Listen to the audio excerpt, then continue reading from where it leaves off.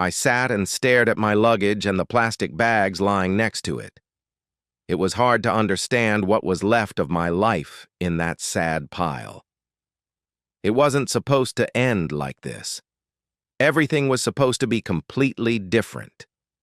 I didn't want any of this. But you don't always get what you want, do you? Until recently, that had been a problem.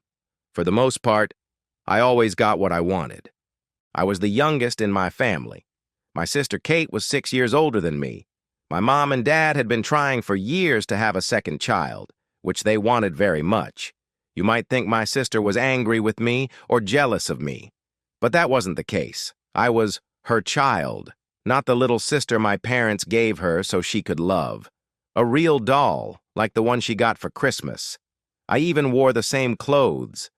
Everyone adored me, at least at home. At school, I encountered a few teachers who were immune to my charms. Oh well, their loss.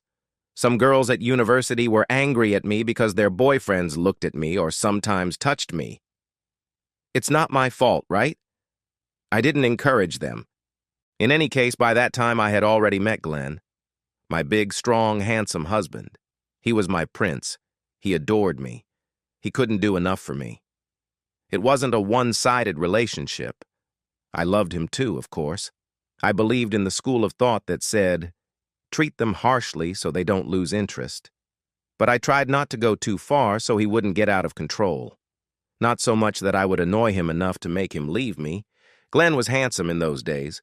Girls lined up for him, but he was too busy looking at me to notice them. He was so handsome and didn't seem to realize it. We got married soon after college. He started working at an insurance company, and I became an administrator at a local college.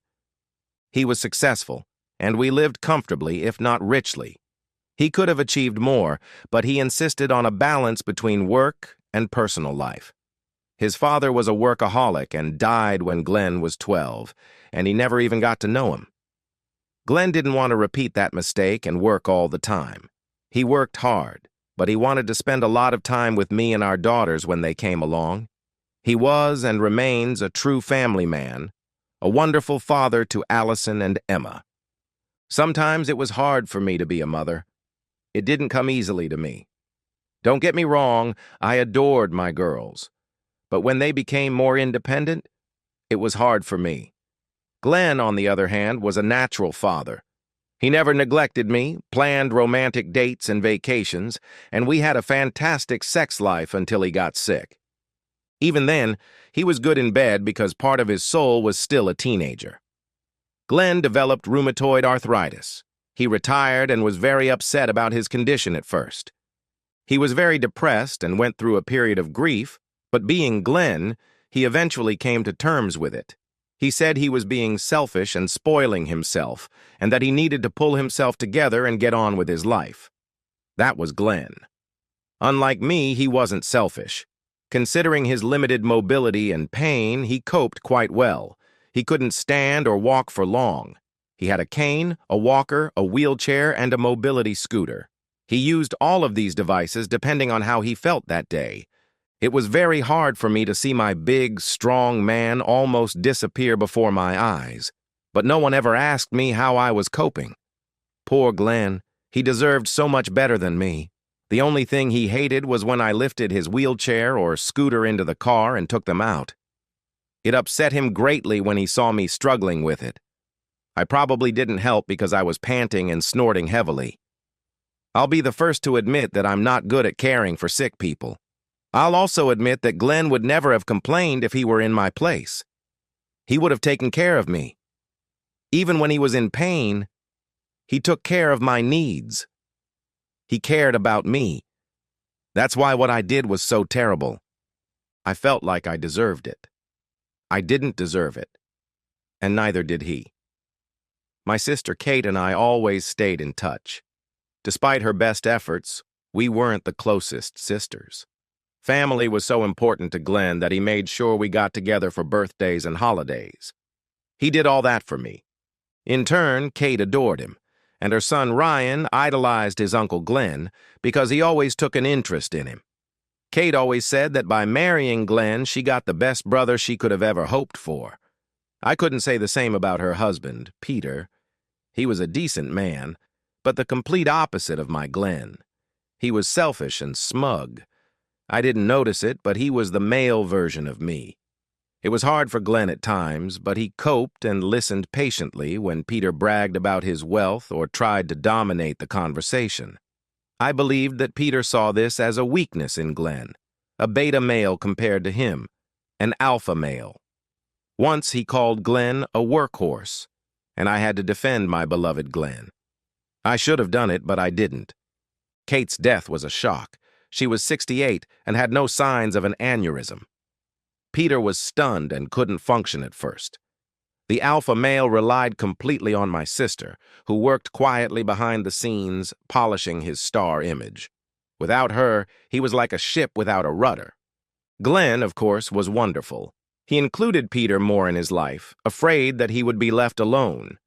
He reacted very painfully when people pushed his wheelchair. Once, a stranger pushed him in a supermarket. It was one of the few times I saw him lose his temper. He was so angry. The only people he trusted to push him were me, the girls, our nephew Ryan, and Peter. That was very important to Glenn. That's how much he trusted Peter. He shouldn't have done that. How could I have listened to Peter and all his nonsense? He started working on me almost the day after Kate's funeral. "Christina, could you come over and help me sort through her things? I can't do it myself." He needed my help, and I soon realized that he had let the house go. This beautiful house. It would have fallen into disrepair if I hadn't stepped in. I hired a cleaner, but I often stopped by to check on him and help around the house. He seemed so lost and lonely, and I liked that I was needed and could help him. It was unusual for me. I felt virtuous, almost self-sacrificing. I was helping my brother-in-law in his time of need. Maybe at 62, I was finally growing up? Why did I want to help him so much? At the same time, I was so annoyed that I was helping my sweet Glenn, who really needed my help. I was so frustrated by how much time it took to meet his needs. We had to plan everything when we were going out for the day or going somewhere. It made life very complicated. With Peter, it was simple. I didn't let go of his hand when he held mine as we walked along the canal. I held his hand tightly. It had been a long time since I had walked with a man holding my hand. I missed it. I was so selfish, you know. I also liked spending time at Peter's house. Glenn and I had a beautiful house, but it wasn't a big detached house with electric gates like Kate liked. It was very spacious, and after a while I began to imagine that it was my house, that I was the queen of everything I saw. Life here was easier than at home. Peter relied on me more and more. He cried when I hugged him. I was his comfort. So if his hands sometimes wandered, it didn't mean anything. He needed comfort. Gradually, he began to pick on me, adding to my disappointment over Glenn's illness. "This isn't fair to you, Chris. You're exhausted. I can see it. You shouldn't have to take care of someone at your age. You deserve better. I'm sure if it bothered Glenn, he could arrange for extra help. He needs to stop relying on himself. Not everything revolves around him, you know. He always told me that I worked too much, that it was too much for me, that I deserved to be taken care of. I tried not to agree. I really did. Everything came to a head during the cruise. Glenn and I had been on cruises before, but we had never been on a river cruise. I had always dreamed of doing it, and Glenn said we would go when we retired. Of course, by then he was already ill. In his condition, he couldn't go on a river cruise. It wasn't suitable for him because of his disability. Sometimes you had to get off the ship and transfer to other boats, and there were no internal lifts. For someone with his limited mobility, it was simply impossible. Peter knew this and saw his chance. He decided to take me on a cruise down the Rhine to thank me for all the support I had given him after Kate's death. I'm ashamed to admit that I never thought about how much Glenn had supported him.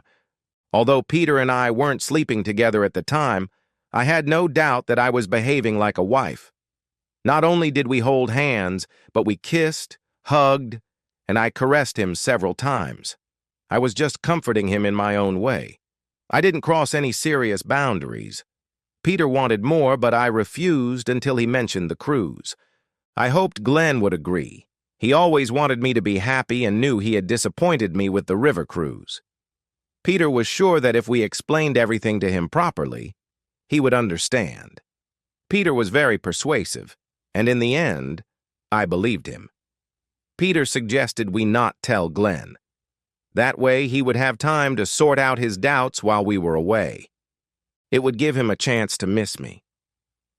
Chris, if he's even the slightest bit of a husband and loves you the way he says he does, he won't deny you this. You deserve it. He'll be so happy you came back that he'll forgive you for leaving without him and for everything else, he smiled. Everything else was obvious. We would be sharing a cabin. Peter would expect intimacy from me. At the time, my libido was a little sluggish, but his idea of being with him in this way had a certain appeal to me. Don't forget that he had been working on me for several months. I got turned on when he crossed the line from kissing and caressing. It was indecent. I felt desired. Glenn still wanted me. Glenn still loved me and believed I was beautiful. I knew that. But when another man said the same thing, it excited me. Why wasn't Glenn enough for me? Peter said he would pay caregivers to look after Glenn and give him any help he needed. I knew Glenn would hate that. He had always been a very proud man. That Saturday, Glenn left with Emma. He often spent a few hours with one of the girls on Saturdays. It was the perfect time to escape. Throughout the week, I had been slowly gathering my things. I left him a note and my phone number, which was important because I didn't want anyone to be able to contact me. If I was leaving my real life, I couldn't let reality interfere, right? The note read, "My dear Glenn, I'm sorry to leave like this without warning. I'm going away with Peter for 10 days. He wants to thank me for the support I've given him over the last few months. He says I need a break. He's treating me to that river cruise I've always wanted to go on. Don't worry, I'll be fine. It's only 10 days, I'll be back soon, and everything will be as usual. Peter has arranged for caregivers to come to your place if you need them. He doesn't want you to suffer while I'm away. He doesn't want you to have any difficulties. He's thinking of both of us. You won't like it, but they'll be there if you need help. Please think about it. Maybe they can help you and I won't worry. It's only 10 days. I love you and I know you love me, so I know you won't be angry with me for this. I'm sorry for doing this. I couldn't bear being apart from you. See you soon. With love, Christina." I heard Peter's car pull up. I turned around and felt a heavy weight of guilt for a moment.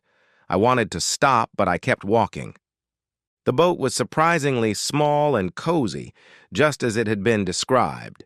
The cabin was luxurious, but it was so small that it would be difficult to avoid intimacy in such a space, even if you wanted to. I tried to look away while Peter changed for dinner. I had seen him in his swimming trunks many times since he and Kate got a pool. But this was different. Later that evening, I knew I would see and touch his body in a different way.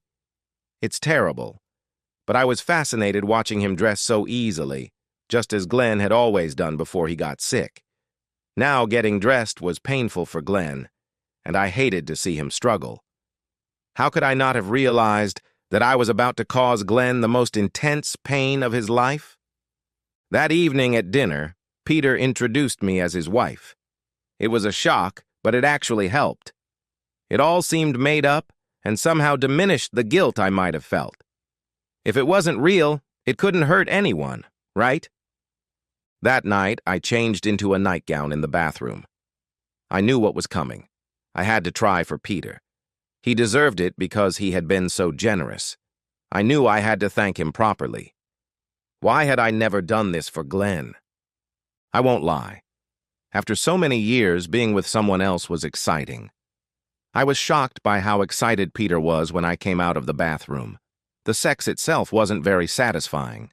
It was normal. But he didn't know how to please me the way Glenn did. He was rough, fast, and surprisingly athletic for his age. I believed it was sweet of him. He could be so sweet at times. I was starting to believe that he cared about me. I'd like to say we had a terrible time, but that's not true. I enjoyed all the sights. I loved holding Peter's hand as we walked through the streets of Cologne and Würzburg and admired the architecture. I liked Mainz and its old town. Walking through the medieval market squares was like being in a movie. It all added to my sense of unreality as Peter and I spent more and more time together. I really enjoyed spending time with Peter, even if the excitement of sex with a new man wore off quickly. He was insatiable. I would like to say that I felt guilty, but I didn't. I was sad that I wasn't here with Glenn, but I knew that was impossible. He would never have been able to cope with it. I hope he will let me make it up to him with a more suitable vacation when I return. Sometimes I felt sad, but not too guilty. I justified my actions by telling myself that I deserved it. Peter deserved it. I was making him happy again. I supported him and was kind when he needed it. As the cruise came to an end, I became pensive. It would be nice to stay in this bubble reality, in this alternate reality. It was pleasant. It was time to go home and face the music. I knew I would have a lot of apologizing to do, especially for leaving without a word, even though I explained in the note, right? Peter kept assuring me that Glenn would be happy to have me back. He had a phone, but he kept it turned off most of the time. He talked to Ryan and said everyone was in shock, but okay. Ryan visited Glenn and spent some time with him. I was glad the family was supporting him. I knew I would have a lot to explain when I got home, but I didn't expect my key to not work. I rang the doorbell, but no one answered. I looked in the car and realized that all my things were still there. There was an envelope taped to the steering wheel, a letter from Glenn. The handwriting was uneven, and I knew he had written it himself. He must have been in a lot of pain. Christina, I have loved you all my life. I tried so hard to be a loving, attentive husband. I tried not to repeat my father's mistakes. I lived to make you happy and to build a family. My happiness was your happiness. Of course, I always knew you loved me more than I loved you. I accepted that. I felt terrible guilt when I became disabled, but it wasn't about how it affected me. I felt guilty for letting you down, for not being the person I used to be. All that therapy convinced me that I was still the same person, that I was still worth something. The same person, just with some limitations. It was all for nothing. My self-belief had been wasted. I started to really believe that I still had something to offer, that I still had enough left in me to be the person you still want and need. To find out that wasn't true, and in such a cruel way, was unforgivable. I invited that bastard into my home when he was in mourning. I tried my best to support him because I felt so sorry for him. He had lost his wife, his love. I couldn't bear to think how hard it must be for him. Now I know. I keep thinking about what I did wrong.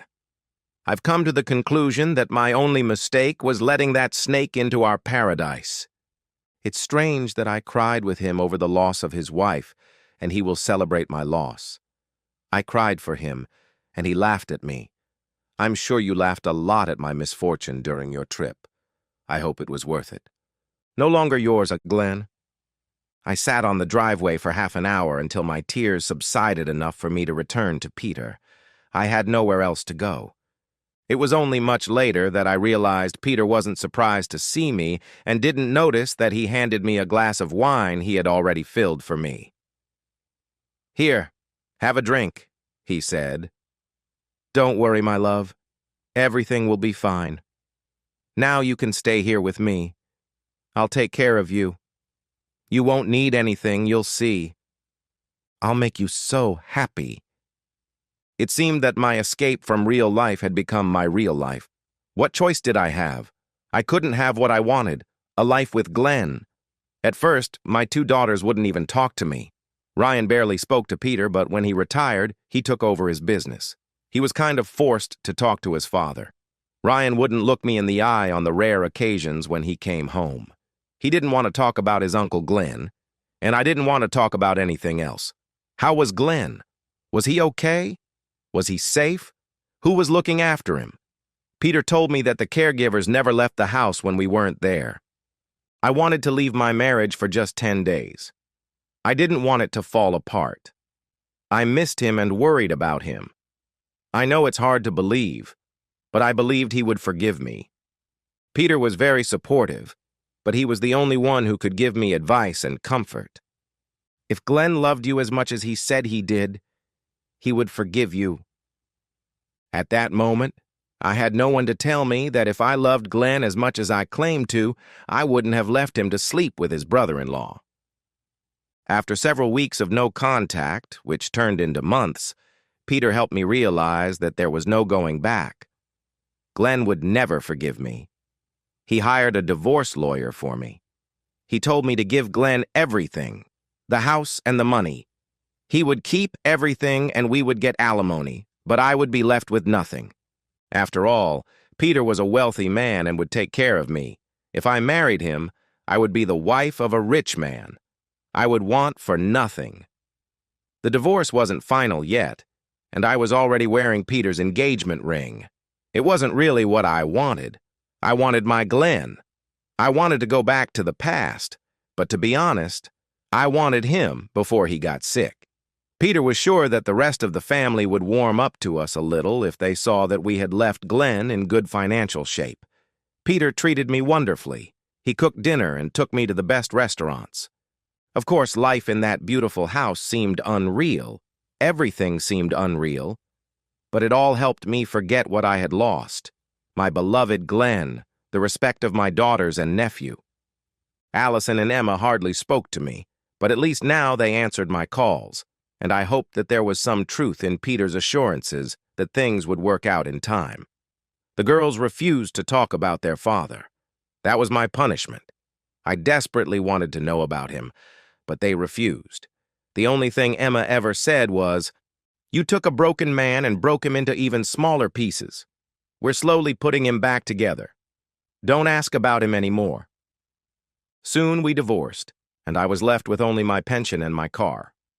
Peter quickly replaced the car with a new one, a Mercedes convertible. He knew I had always admired Kate's car. Our wedding was planned for a month after the divorce. It all happened so fast that I didn't have time to believe what I had done. Peter didn't let me get bored. He was still insatiable in bed. He wanted it all the time. I asked him to slow down. "We're still on our honeymoon. I've waited years for you and I can't help wanting you." Just a week before the wedding, we had sex again, and he growled loudly. He collapsed on top of me. I was used to his passion, but this was different. I stroked his head and talked to him, but he didn't respond. At first, I couldn't move him. He seemed like a dead weight. Then I realized he was dead. I screamed, but no one heard me. After that, I was in shock. Ryan took care of everything. He arranged the funeral and everything else. He ordered catering for the wake at the house. I hoped to see Allison and Emma. I needed them now more than ever. Other than agreeing to come to the funeral to support Ryan, I hadn't spoken to them. I saw Glenn for the first time since I left on that damn cruise. Only he wasn't my Glenn anymore. I was shocked to see him, but I couldn't help smiling. He must have had a very good day pain-wise because he was using a cane. After the ceremony, I saw him at home. I hadn't expected that. "Oh, Glenn, I'm so glad to see you, even on such a sad day," I stammered. "Sad? What do you mean, sad?" he snapped. "This is the best party I've been to in years. I'm only here to make sure that bastard is dead." With those words, the love of my life was gone, taking with him all hope that this nightmare would ever end. As it turned out, it was only the beginning. I went back into the house and went about my business. People saw me crying quietly and believed I was crying for Peter. But in reality, all my tears were for Glenn. After the last guests had left, Ryan and the girls sat me down in the living room. "Well, Aunt Chrissy, this is hard for me to say, but I don't think you deserve to be lied to, so here's the deal. Dad didn't change his will after Mom died. I know he was going to do it after your wedding. He told me because I was supposed to be in the business. Unfortunately, the marriage didn't happen, so I'm inheriting all of his property."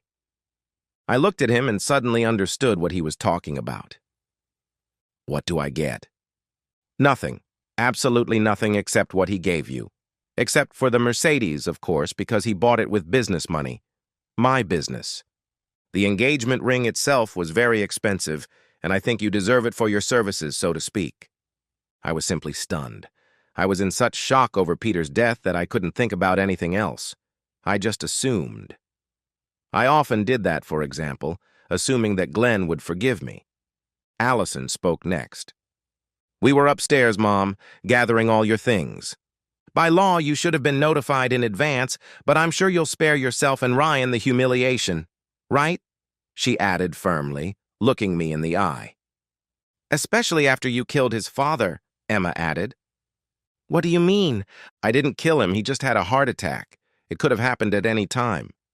"Yes, Dad had a weak heart. I don't believe he told you that, did he?" Ryan said, looking at me.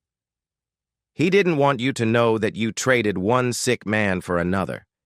He could have lived for many more years, but all those trips to make you happy and all the sex to satisfy you, well, it couldn't end well, could it? However, I can't blame you for the Viagra. He swallowed it like candy, completely overdosed. All to prove his love for you, to make you stay. In the end, Peter desperately wanted me to stay. It killed him. I killed him. Don't doubt it, Mom. Uncle Peter was determined to get you after Aunt Kate died.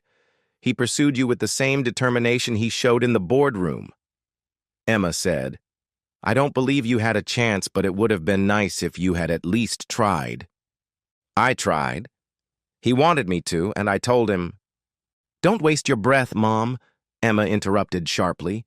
"You wanted what he offered, and you believed you could have it all, and we would forgive and forget, but we won't forgive you. Ever. I can't believe you were married to Dad for over 40 years and knew so little about him. Not only did you treat him badly, but you believed he would forgive you? That you had the right to treat him that way.